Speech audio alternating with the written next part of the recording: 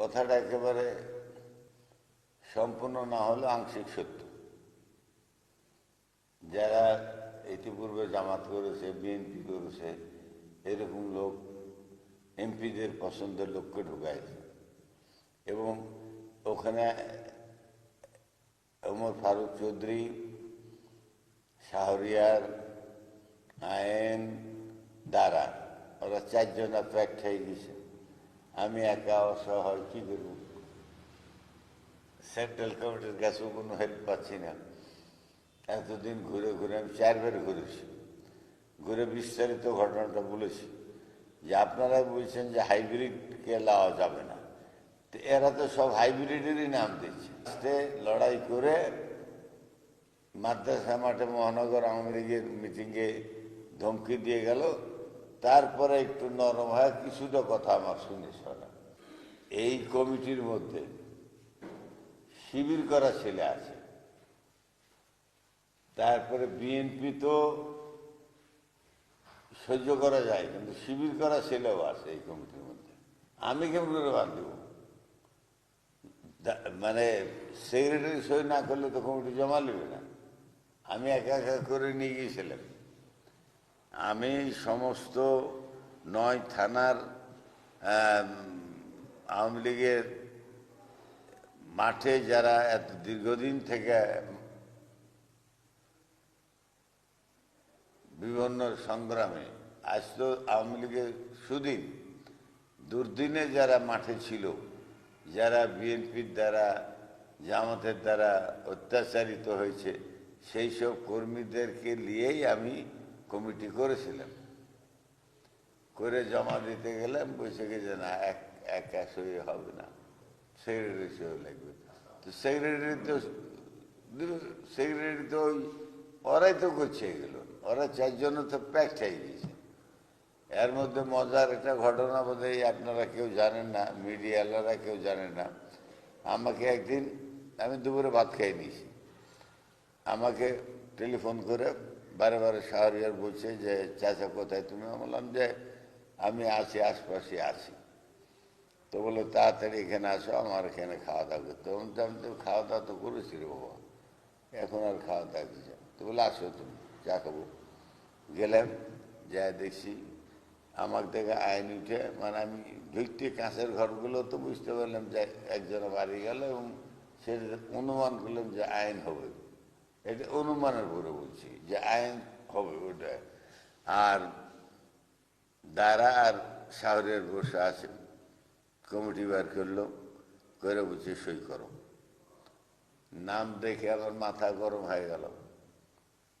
হ্যাঁ, আমি বললাম যে এই কমিটিতে আমি সই করতে পারি না, অসম্ভব। তাই বলে আর কোনো কাজ আছে? তো বলে চাটা খান। চা খাবেন না, কফি খাবেন? বলে কিছু খাবো না এই কমিটি সই করার জন্য। হ্যাঁ, বলে আমি বাড়ি আসছি।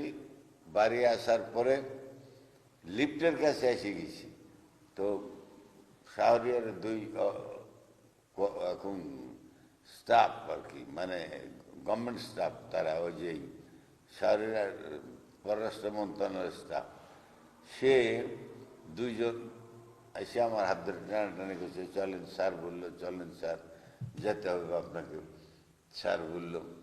এখন এই সময় একটা আর্মির ছেলে ছিল লিফটের কাছে দাঁড়িয়ে।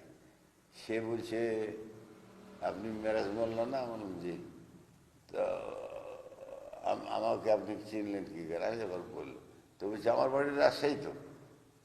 তো ব্যাস ট্যাস দেখে বুঝলাম যে অ্যাবাব ক্যাপ্টেন র্যাঙ্কের লোক। তাই আপনারা কি বেয়াদবি করছেন? মুরব্বী মানুষ যেভাবে হাত ধরে টানছেন, তো হাতের 2টি ছিঁড়ে যাবে তো তার। তাই বলে ধাক্কা দিয়ে লিফটের মধ্যে আমাকে তুলে নিয়ে নামা আসলো। নিচে আমার গাড়ি ছিল, গাড়ি মানে আমার এক ঢাকার এক পাতায় না ভাতিজার গাড়ি ছিল। ওই গাড়িতে উঠে আমি বললাম টান দাম দিয়ে একবার চলো, চলে যাই আমরা।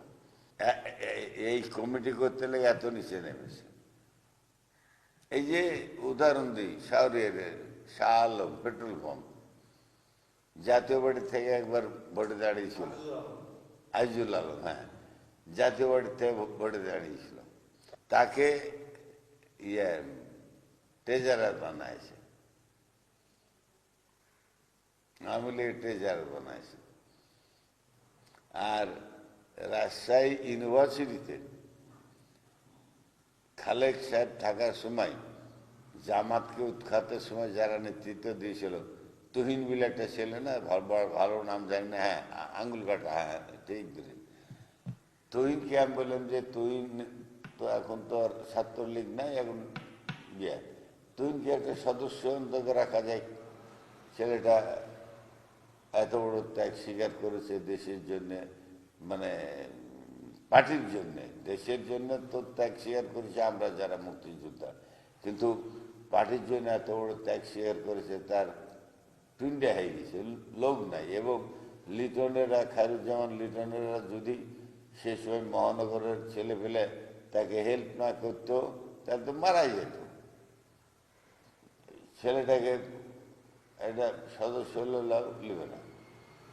এবং আরেকটা মজার ঘটনা, অলকার মোড়ে আমার ভাইস সেক্রেটারি যে পত্রিকা অফিস আছে না, নামকা পত্রিকা অফিসের 2 অর্ডার লিখে রেখেছে। সাত্তার আর আরেকটা আছে না মান্নান, বিড়ে মতন, 2 জনকে